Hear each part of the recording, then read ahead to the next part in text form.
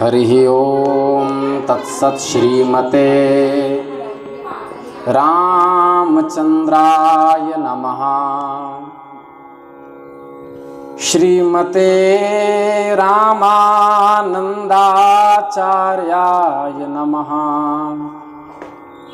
श्रीमते मलूकदासाय नमः। ओम नमः परमहंसास्वादित चरण कमल चिन्मकरंदाय भक्तजनमानस निवासाय श्री रामचंद्राय। सीतानाथ समारंभां श्री रामानंदार्य मध्यमाम् अस्मदाचार्य पर्यन्तां वन्दे गुरुपरम्पराम्। श्री राम जय राम जय जय राम। श्री राम जय राम जय जय राम। श्री राम जय राम जय जय राम। श्री राम जय राम जय जय राम।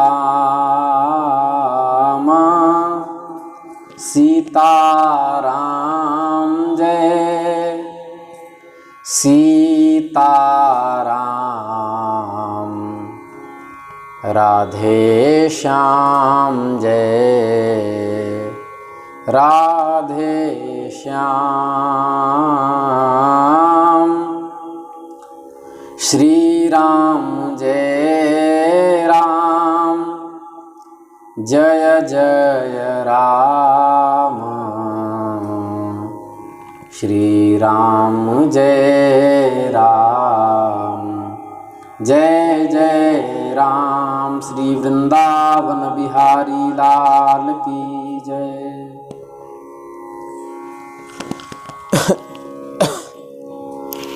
अनंत कोटि ब्रह्मांड नायक सर्वैश्वर्य परात्पर परब्रह्म निखिल हेय प्रत्यनीक दिव्यानंत कल्याण गुणगण निलय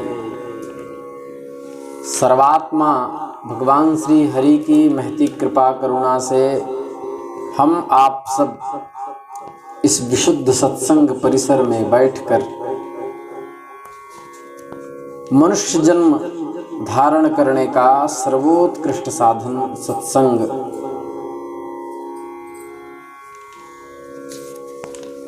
भगवत पाद श्री शंकराचार्य जी के चरित्र के माध्यम से प्राप्त कर रहे हैं।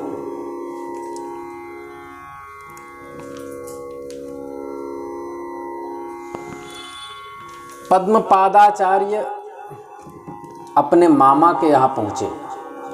कावेरी नदी के तट से होते हुए तीर्थ यात्रा कर रहे थे। यहाँ तक हम लोग सुने। अपने मामा के यहाँ पहुँचे। रास्ते में मामा घर पड़ता था तो उस नगर से हुए तो मामा बहुत प्रसन्न हुए। अपने बांधवों ने जब सुना कि पद्मपादाचार्य अपने शिष्यों के साथ आए हैं, वे उन्हें देखने के लिए आए।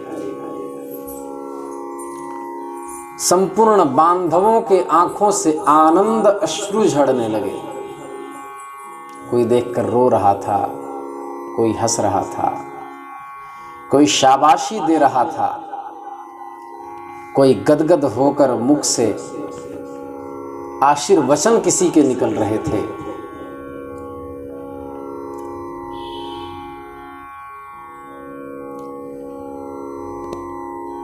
ऊचेथ तं ज्ञानी जनः प्रमोदो दृष्ट्वा चिरायाक्षपथं गतो भूः दिदृक्षते त्वां जनतातिहार्दात् तथापि शक्नोषि न वीक्षणाय।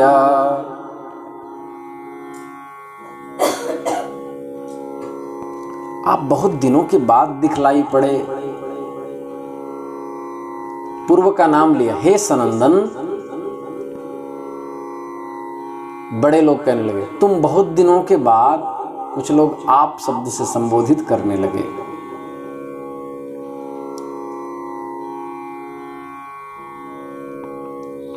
जनता हृदय से आपका दर्शन करना चाहती है, फिर भी आप दर्शन नहीं देते। सचमुच सन्यास बड़ा निष्ठुर है।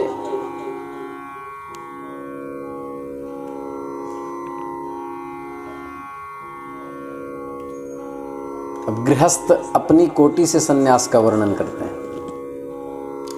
सन्यास निष्ठुर क्यों है? पुत्रा समित्रा नन बंधुवर्गो। क्या सुंदर श्लोक है। सन्यासी का न कोई पुत्र होता है, न कोई मित्र होता है। पुत्रा समित्रा नन बंधुवर्गो न राज बाधा न च चोर भीति।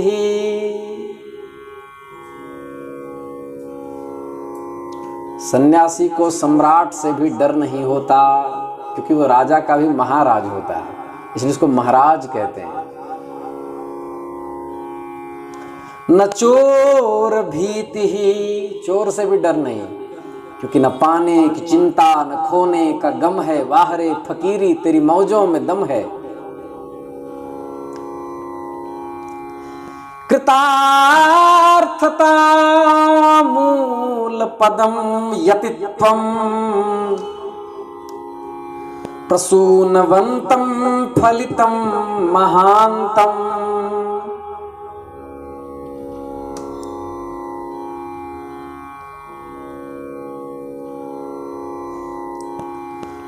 जो वृक्ष खूब फले फूले होते हैं, हरे भरे होते हैं, जिनकी खूब शाखाएं निकली होती हैं, उनको लोग बाधा पहुंचाते हैं। धूप में आएंगे, वहां सेकेंगे, कोई डालियों में झूलते हैं, कोई पत्ते तोड़ लेते हैं, कोई टांगा चलाता है, कुल्हाड़ी चलाता है। लेकिन शाखोपशाखन चितमेव वृक्षम बाधंत आगत्य न तद्विहीनम। लेकिन जिस वृक्ष के शाखे नहीं होती, शाखाएं जिसमें नहीं होती, जो सूख जाता है, जो हरा भरा नहीं होता, उसके नीचे कोई शरण नहीं लेता, वो अकेला रहता है, उसको कोई बाधा नहीं देता।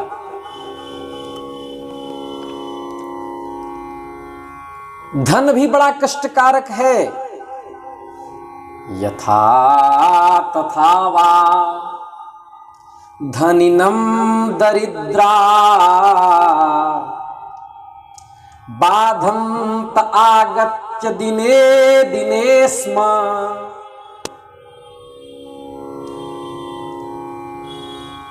धनियों को सुख नहीं है, क्योंकि दरिद्र कष्ट देते रहते हैं। आज हमारी बिटिया का विवाह है, थोड़ा दहेज में कुछ दे दीजिए।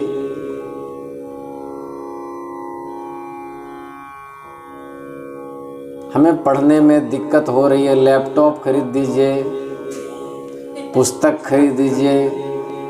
धन बड़ा कष्टकर है, शांति से कोई जीने नहीं देगा। जो है सब खींचने वाले रहते हैं।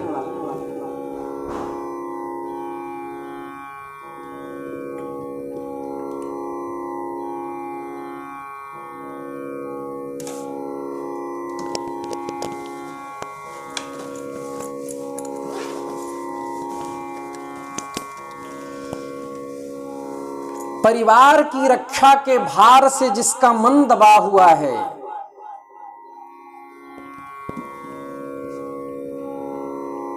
सच पूछो उस परिवार के पोषक शासकों को, उसको न तो नींद आती है न सुख मिलता है। दिन भर बेचारे व्यापार में व्यस्त, रात्रि में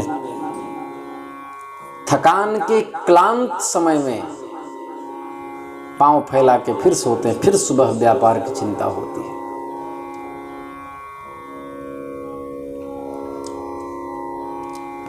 हे सनंदन, हम लोग न तो देवताओं की पूजा कर सकते हैं, न तीर्थ यात्रा कर सकते हैं, न महापुरुषों की सेवा कर सकते हैं।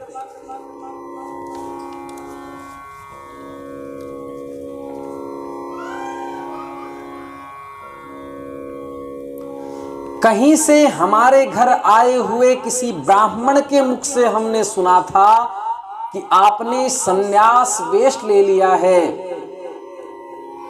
उसके बाद बहुत दिन बीत गए, आप तो तीर्थ यात्रा करने के माध्यम से हमारे घर आए हैं। जिस तरह पक्षी दूसरे के द्वारा लगाए हुए सुखप्रद वृक्ष पर निवास करते हैं और उसे छोड़कर चले जाते हैं, उसी प्रकार सन्यासी दूसरे के द्वारा निर्मित मठों और मंदिरों में निवास करते हैं, फिर उसे भी छोड़कर चले जाते हैं।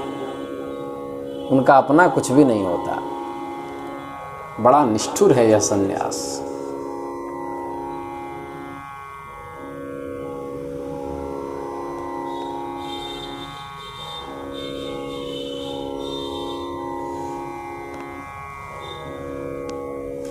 जिस प्रकार भंवरे फूलों पर आकर उसके मकरंद पराग का उपभोग करते हैं,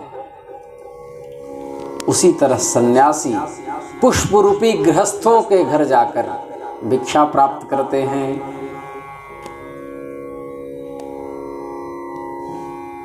हे भगवान, हे महात्मन, इस समझ में नहीं आता कि बांधव जन सन्यास की बड़ाई कर रहे हैं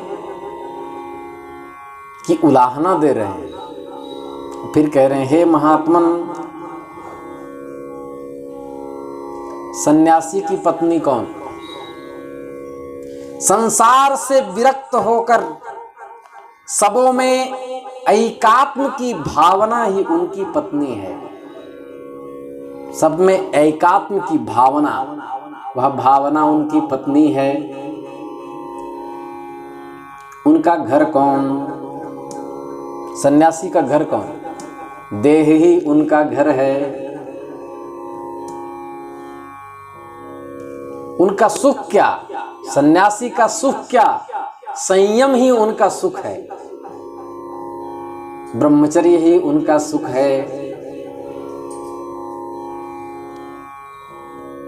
उनके पुत्र कौन? संसार से वैराग्य प्राप्त के इच्छुक, वैराग्य प्राप्ति के इच्छुक जो शिष्य हैं, वही उनके पुत्र हैं।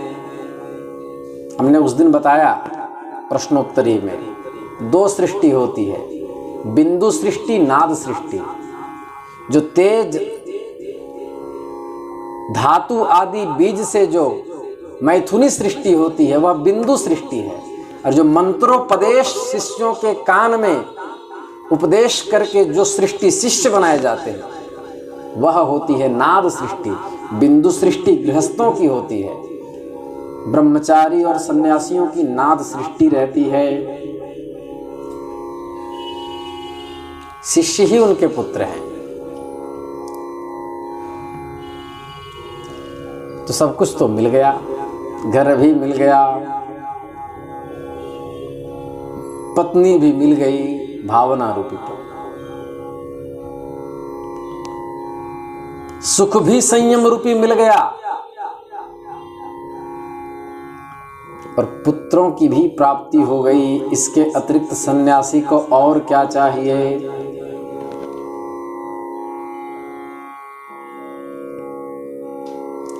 कुछ न बिगड़ेगा तुम्हारा, गुरु शरण आने के बाद कुछ न बिगड़ेगा तुम्हारा, गुरु शरण आने के बाद।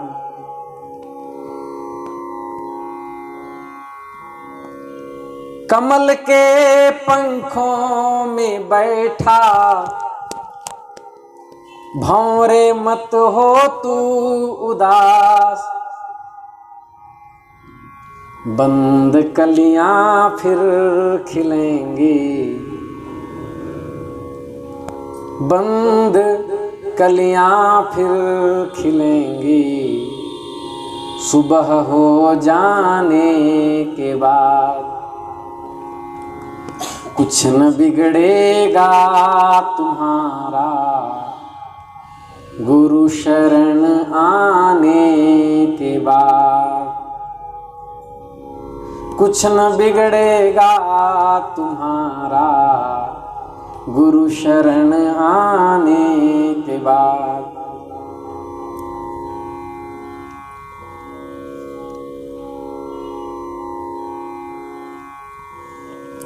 मनोरथ की कभी समाप्ति नहीं होती। 1 लाख मिले तो 2 की इच्छा होती, 2 तो 20 की इच्छा होती, 20 तो 200 की इच्छा होती।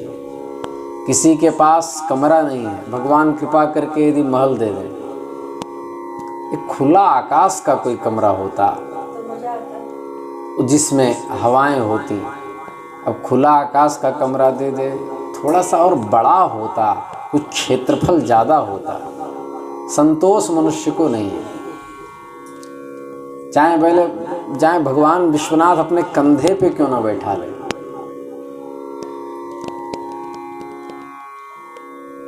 मनोरथानां न समाप्तिरिष्यते, पुनः पुनः संतनुते मनोरथान्, दारानभिप्सुर्यतते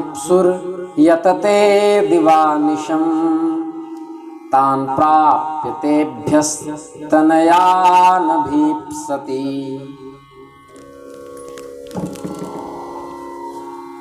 मनोरथों की कभी समाप्ति नहीं होती। एक मनोरथ पूर्ण होता है तो वह उस मनोरथ की मृत्यु होने से पहले दूसरी मनोरथ की उत्पत्ति हो जाती है।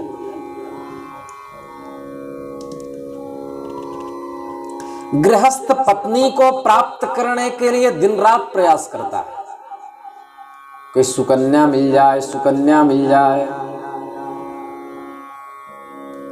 और उसके लिए न जाने कौन कौन से मंत्र जपता है, सप्तशती के मंत्र जपता है, पत्नी मनोरमां देहीं देही वृत्तानुसारिणीं। कहते हैं संसारस्य कुलोद्भवाम।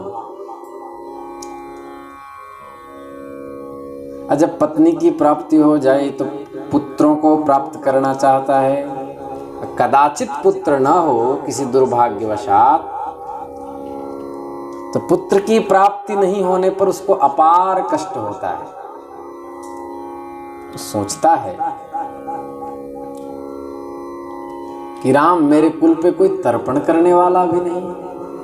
पुत्र कहते किसे, पुम मन नरक, तस्मात् त्रायते इति पुत्र, जो नरक से बचा ले।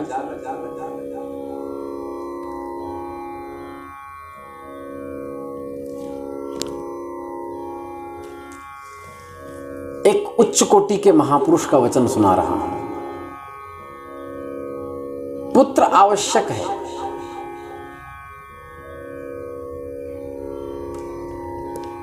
पृथ्वी पर चलते फिरते भगवान को यदि देखना है तो बालक को देख लो। चलता फिरता ईश्वर, उसके अंदर न मात्सर्य दोष मिलेगा, न काम, न क्रोध, न लोभ, न ईर्ष्या, न द्वेष, न राग, सब कुछ का सर्वथा अभाव। किसी बालक को एक चमेटा मार दो, और फिर तुम्हारी गोदी में आकर बैठ जाएगा। उसके चेहरे पे जो मंदस्मित होता है, जो मंद हास्य होता है, वो सारी चिंताओं का नाश कर देता है। उसकी मुस्कुराहट में ब्रह्म की प्रतीति होती है। इसलिए संसार में लोग कहते हैं बालक भगवान के स्वरूप होते हैं। क्यों? क्योंकि उसके अंतःकरण में अपना पराया भेद नहीं होता। और बड़ी बात तो होगी, लेकिन कहूं किसी मुसलमान के भी यदि गोद में कोई छोटा बच्चा हो तो उसको भी गोद में लेने की इच्छा होती है।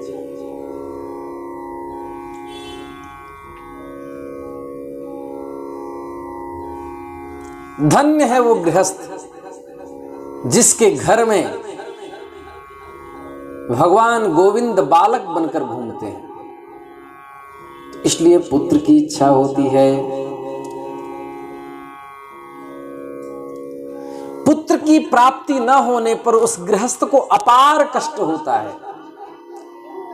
उसके इस इष्ट अर्थ की सिद्धि नहीं होती। जो व्यक्ति कामनाओं के प्रतंत्र है उसको हर प्रकार से कष्ट मिलता है। अतएव उसे संसार से वैराग्य ले लेना चाहिए।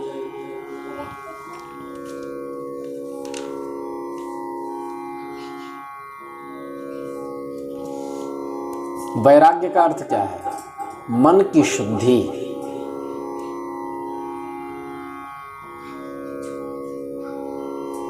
मन की शुद्धि की जड़ है महापुरुषों की सेवा। जीवों पर दया। भगवान की यही तो उपासना है। क्या सुंदर पंक्ति है आचार्यों की। जेहि घट दया तहाँ प्रभु आप। जेहि घट दया तहाँ प्रभु आप। जेहि घट दया तहाँ प्रभु आप। अपना सा दुख सबका जाने। ते के निकट ना आवे पाप। अपना सा दुख सबका जाने। ते के निकट ना आवे पाप। जेहि घट दया तहाँ प्रभु आप। जेहि घट दया तहाँ प्रभु आप। जिस हृदय में दया है भगवान वहीं विराजमान रहते हैं।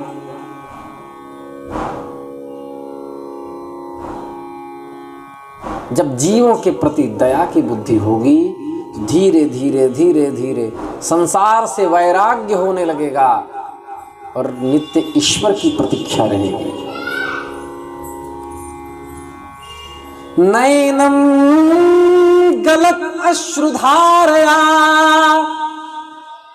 बदनम गदगद रुद्धया गिरा। पुलकैर्नीचितं वपुः कदा तव नाम ग्रहणे भविष्यति। तव नाम ग्रहणे भविष्यति। तब स्थिति क्या होगी? कोई कहियो रे उन आवन की। कोई कहियो रे उन आवन की। आवन की मन भावन की। आवन मन भावन की, कोई कहियो रे आवन की, ये भावना उत्पन्न हो जाएगी। जो मीरा जी की भावना है, जो कहती हैं हे बांके बिहारी, हे श्री कृष्ण, हे प्रियतम, हम आप तक तो नहीं पहुंच पाए, किंतु हे कौए, वैराग्य और विरह में जला हुआ मेरा सिद्ध कलेजा ले जाओ और जा करके बिहारी जी के मंदिर में नोच नोच करके खाना, जोर जोर से कांव कांव करना, ताकि उस विरह के अग्नि में जले हुए कलेजे को देख करके उनको थोड़ी सी तरस तो आएगी कि मीरा नहीं पहुंच सकी, पर उसका वैराग्य में जला हुआ कलेजा पहुंच गया।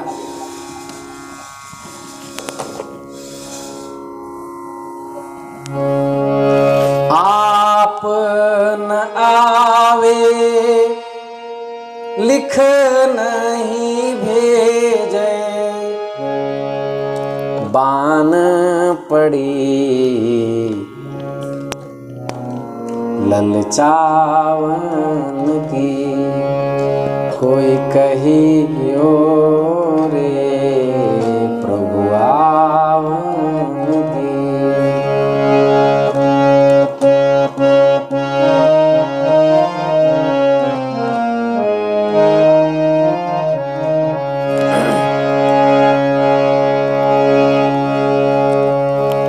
क्या करूं कछु वश नहीं मेरो, क्या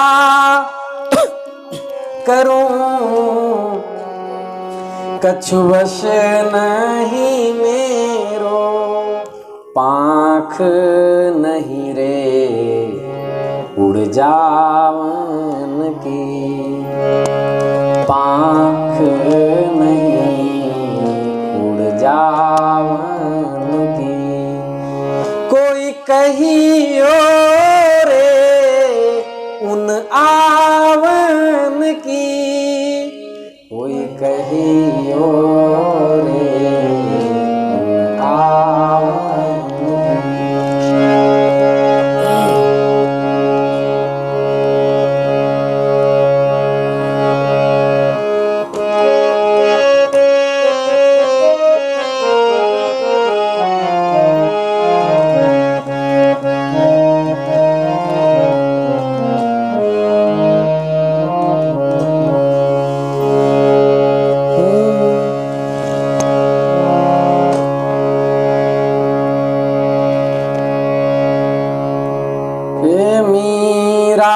कहे प्रभु कब रे मिलोगे, मीरा कहे प्रभु कब रे मिलोगे, चेरी भई तेरे दामन की, चेरी भई रे तेरे दामन की,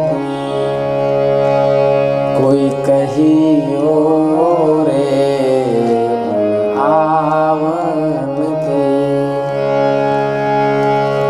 नैना बहरे जैसे सावन की, नदिया बहे जैसे सावन की, कोई कहियो रे उन आवन की।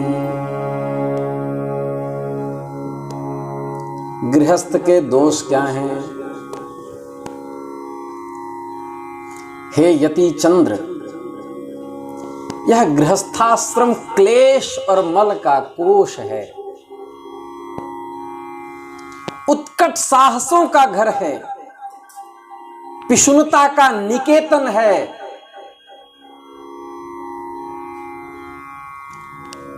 मिथ्या भाषण का विशेष आश्रय है, नहीं तो गृहस्थ मुश्किल हो जाएगा, दिन भर झूठ बोलना पड़ता है, हिंसा से व्याप्त है।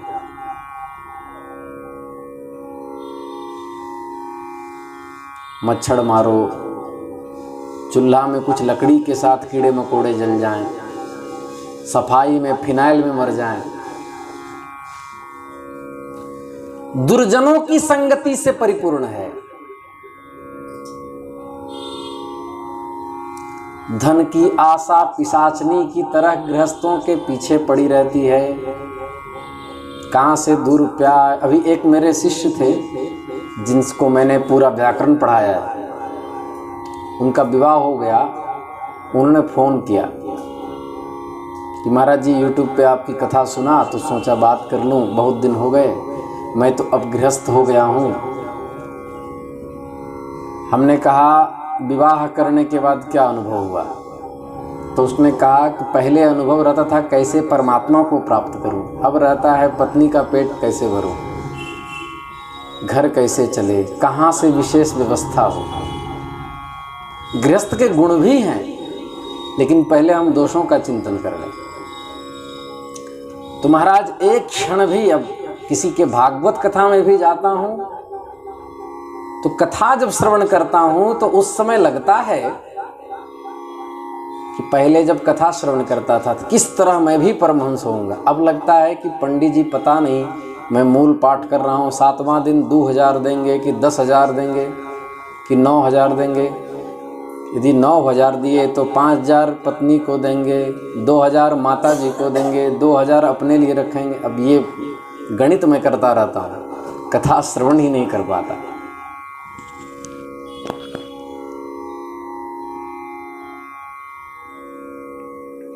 हे यति चंद्र, मामा जी कह रहे हैं पद्मपाद के, आप हमारे घर पधारे, हम लोगों को उचित शिक्षा दीजिए। पद्मपाद ने गृहस्थ की प्रशंसा करनी प्रारंभ की। धन्याहा गृहस्थाश्रमाः। अब देखो कितनी खुशी होगी।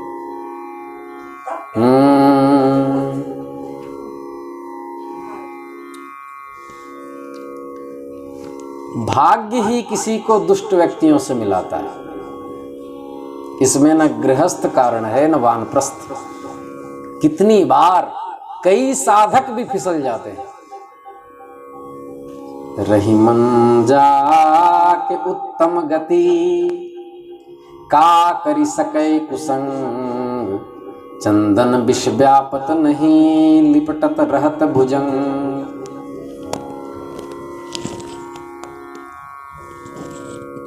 अतएव मनुष्य को चाहिए कि जिस तरह चंदन शीतल है, अनेक सर्पों का वास रहने के बाद भी उसमें विष नहीं व्यापता, उसी प्रकार गृहस्थ को भी अपने ऊपर दुष्टों के विकार का प्रभाव नहीं होने देना चाहिए। इसका उपाय क्या है? दिन भर में 1 घंटा सत्संग अवश्य करो। ऐसा कोई गृहस्थ नहीं हो जिसके हाथ में 4G मोबाइल ना हो। कम से कम 1 घंटा यही कथा सुना करो, क्योंकि मैं दुनियादारी बोलता नहीं। गुरुजनों ने हमें यही सिखाया है, बेटा शास्त्र के अतिरिक्त कुछ भी मत कहना। हमारी कथा में इतनी भी आपको दुनियादारी नहीं मिलेगी।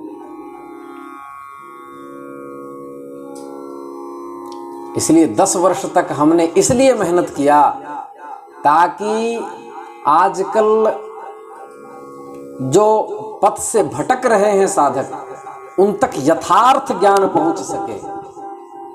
नित कैमरा पे आने का हमारा और कोई मकसद नहीं था।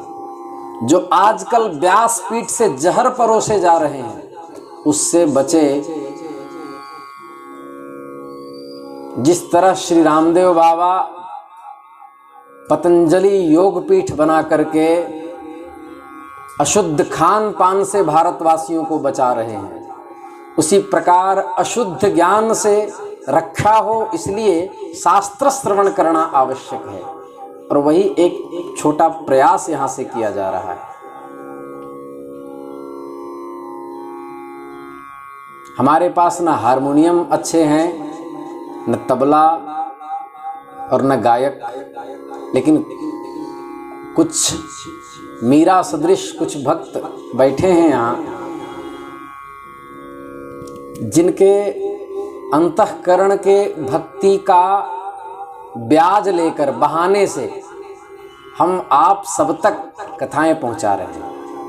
कई लोगों का यह प्रश्न भी हुआ कि महाराज जी बच्चे किलकारियां मारते हैं, गृहिणियों का गृहिणियों की ध्वनि सुनाई देती है, मैं कथा बंद कर रहा हूं। अरे भैया महापुरुषों, इन गृहस्थों की ही कृपा है कि मैं कैमरे में आया, नहीं तो पढ़ते पढ़ते ही शरीर छोड़ने का लक्ष्य था। इसलिए घी के लड्डू टेढ़ो मेढ़ो, थोड़ी बहुत ध्वनि सुनाई दे तो आप एकाग्रता से श्रवण कीजिए। आप सोचिए कि मैं इतने गंभीर ज्ञान को इतने हौ हल्ला में कैसे एकत्रित करके बांटता हूँ। जब मैं इतना श्रम कर रहा हूँ तो आप क्या थोड़ा ईयरफोन नहीं लगा सकते? जो बुरा माने होंगे क्षमा कीजिएगा, हम बालक हैं, आगे चलते हैं। दोपहर की बेला में भूख प्यास से व्याकुल मनुष्य मुझे कौन अन्न देगा, इस तरह से कहता हुआ जब क्षुधातुर मनुष्य कष्ट को प्राप्त करता हुआ जब किसी गृहस्थ के घर पहुंच जाता है तो उसकी बुभुक्षा शांत हो जाती है। तो उसका अवलंबन गृहस्थ ही तो है।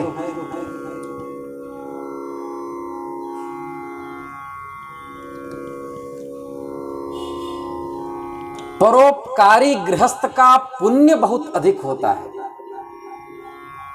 सायंकाल प्रातःकाल अग्निहोत्र करने वाला, दंड कृष्ण हिरण के चर्म को धारण कर कर, जल में स्नान कर कर वेद के वाक्यों का अध्ययन करने वाला ब्रह्मचारी भी भूख से जब व्याकुल होता है तो गृहस्थ किसी माँ के ही शरण में जाता है कि मैया आज लड्डू खिला दो, दूध पिला दो, भिक्षाम देहि मात भिक्षाम देहि। उसका आश्रय गृहस्थी तो है। उच्चै शास्त्रम भाषमाणोपि भिक्षुस् तारम मंत्रम संजपन वा यतात्मा मध्ये घस्त्रम जाठरग्नौ प्रदीप्ते दंडी नित्यम गेहिनो गेहमेति। जोर जोर से शास्त्र का उपदेश करने वाला, मेरी तरह चिल्ला चिल्ला करके बोलने वाला, ये पावर कहां से आ रहा है? गृहस्थों के अन्न से आ रहा है। हम लोग तो कुछ कमाते नहीं। आश्रमों में धन्य है वो अन्नदाता लोग जो आश्रमों में अन्न देते हैं और उसे प्राप्त करके, उससे शक्ति अर्जित करके यदि उन्हीं गृहस्थों को शास्त्रोपदेश किया जा रहा है तो यह कोई बहुत बड़ा कार्य नहीं हो रहा, क्योंकि जो आवाज आ रही है वो गृहस्थ के अन्न की ही तो ताकत है।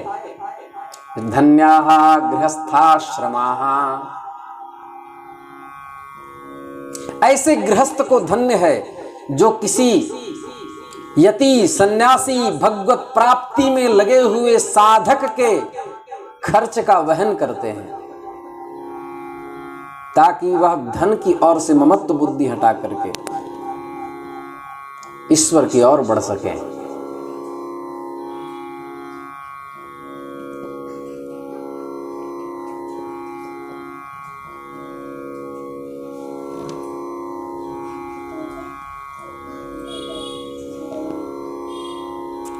जो तपस्या ब्रह्मचारी सन्यासी करता है, वानप्रस्थी करता है, और जिस गृहस्थ के घर अन्न प्राप्त करता है, जिसके धन से उसको पौष्टिकता की प्राप्ति होती है, उसकी तपस्या का आधा फल उस गृहस्थ को प्राप्त होता है। पुण्यम गृहस्थेन विचक्षणेन गृहेषु संचेतु मलं प्रयासात् बिनापि तत्कर्तृनिषेवणेन तीर्थादि सेवा बहु दुख साध्या। इस तरह चतुर गृहस्थ घर में ही रहकर प्रयास करके अधिक पुण्य का अर्जन कर सकता है। तीर्थादि के सेवन में बहुत कष्ट उठाना पड़ता है। वह केवल क्या करे भैया, हमारी मत समझ लेना, पद्मपादाचार्य कह रहे हैं, वह क्या करे, किसी यति सन्यासी के खर्च का जिम्मा ले ले, उसको तीर्थ जाने की आवश्यकता नहीं। हाँ, हमारे जैसे वेश बना के घूमने वाले महात्मा नहीं, जो सच्चे भगवान के भक्त हों, ताकि उनके धन का सदुपयोग हो। हम लोग तो प्रपंची हैं।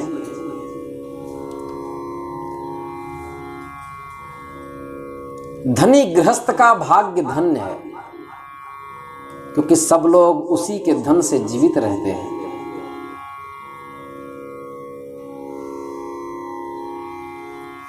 कोई चोरी से, कोई प्रेम से, कोई दान से, कोई बल से, और कोई मैया मैया कहकर धन का उपयोग करता है।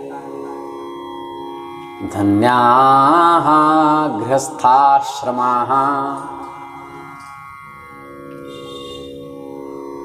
अपने धर्म से निष्ठा रखने वाले,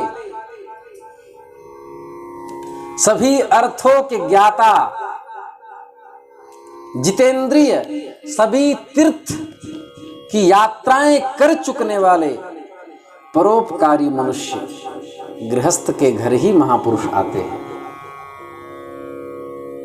उनके चरण पड़ते ही उनका गृह शुद्ध हो जाता है।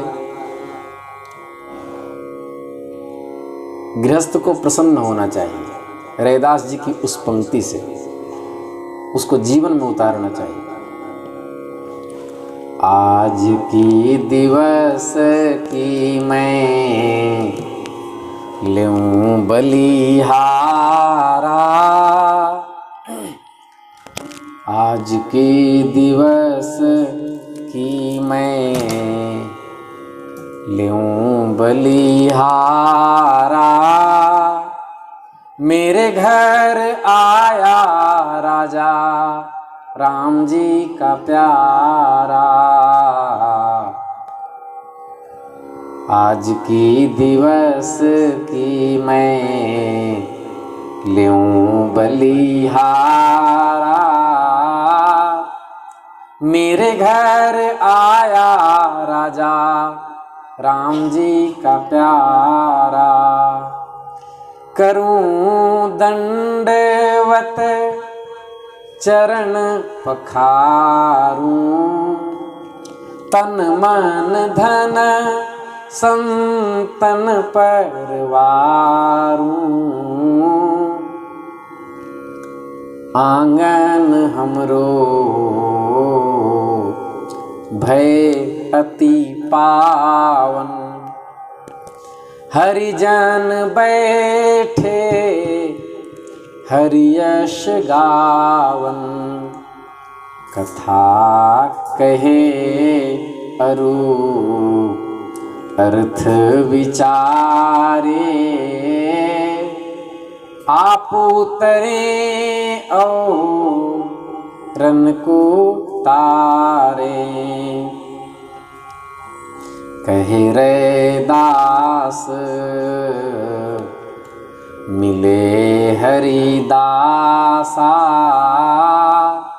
जन्म जन्म की पूरी आशा। आज की दिवस की मैं लूं बलिहारा।